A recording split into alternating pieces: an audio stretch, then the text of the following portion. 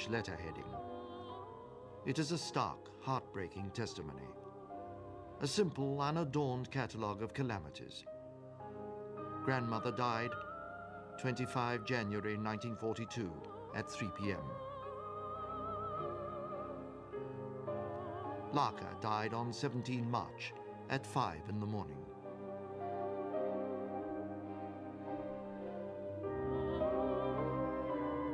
Uncle Vasya died on 13 April at 2 in the morning. Mama died on 13 May 1942 at 7:30 in the morning. The Savachevs have died.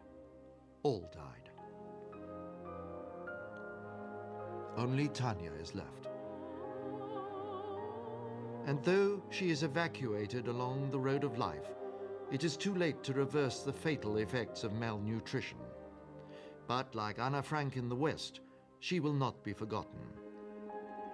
Tanya Savacheva's words will be read at the Nuremberg trials and will help damn her killers in the eyes of all humanity.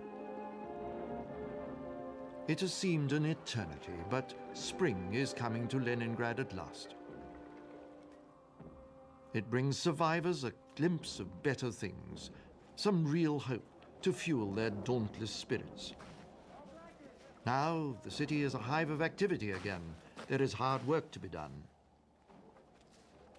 But with most of the men at battle, the main burden falls, as it has done throughout the siege, on the indomitable women of Leningrad.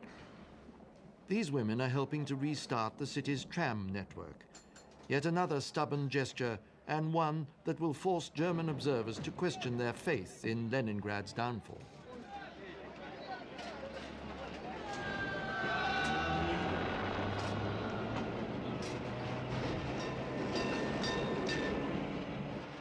Others labor to bring forth spring's bounty, transforming every patch of soil anywhere in the city into priceless cropland. As the road of life once more becomes a waterway, the spring's first convoys force a passage through the melting ice on Ladoga. A new pipeline is laid under the lake, ensuring at least some regular oil supplies.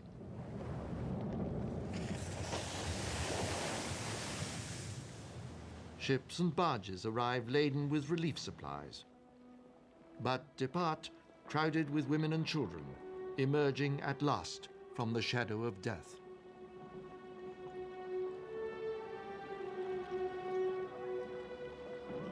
These children are almost safe now, but the danger is not quite over. The Luftwaffe awaits them on their journey across Ladoga.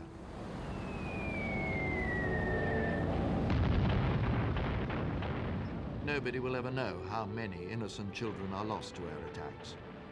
But after a winter of grief unequaled in history, nothing will force Leningrad to surrender to Hitler now.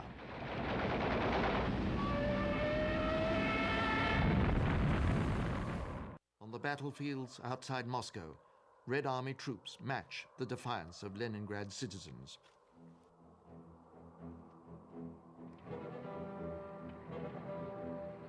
Hitler and the Allies expect the fall of Moscow at any moment.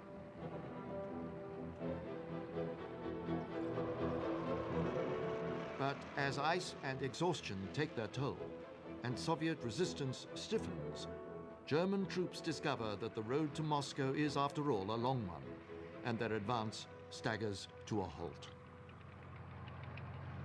In the capital, an agitated Stalin entrusts the defense to General Zhukov. Zhukov, son of a peasant and hero of the border wars with Japan, is a brilliant tactician. And it is his suggestion at the end of November of a counterattack against the German pincers that triggers hurried planning for a massive Soviet counteroffensive.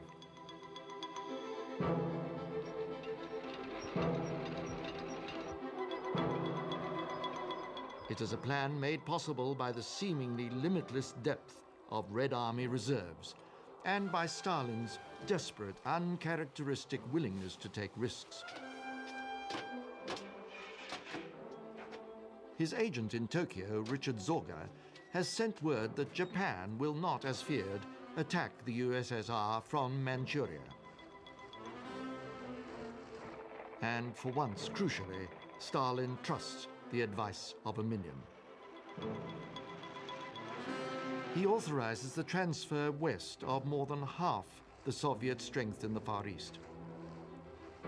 17 fresh divisions, trained regulars with full armored and artillery support, that will form the heart of the counterattack. And for the first time, Stalin will not simply hurl these reserves into the fray. His generals will be given a chance to prepare, to concentrate their strength.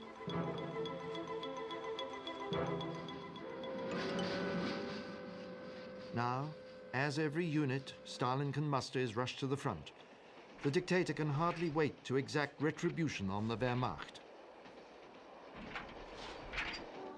Prowling, impatient, he shackles field commanders to his simple, unchanging tactical doctrine. Attack at once, attack everywhere, and if you fail, attack again.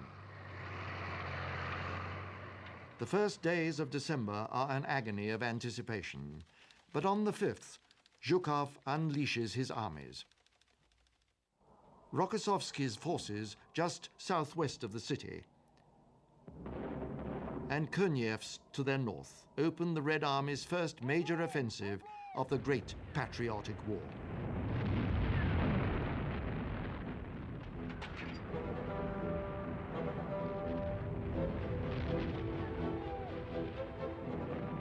Within 48 hours, the Soviet thrusts are fully underway. And now the Wehrmacht must taste the bitter fruit of Hitler's overconfidence. As he will do time and again in this war, the Führer has gravely underestimated the strength of Soviet reserves and of Soviet resolve. And now comes the reckoning. A regrouped Red Air Force wrests control of the skies from a depleted Luftwaffe.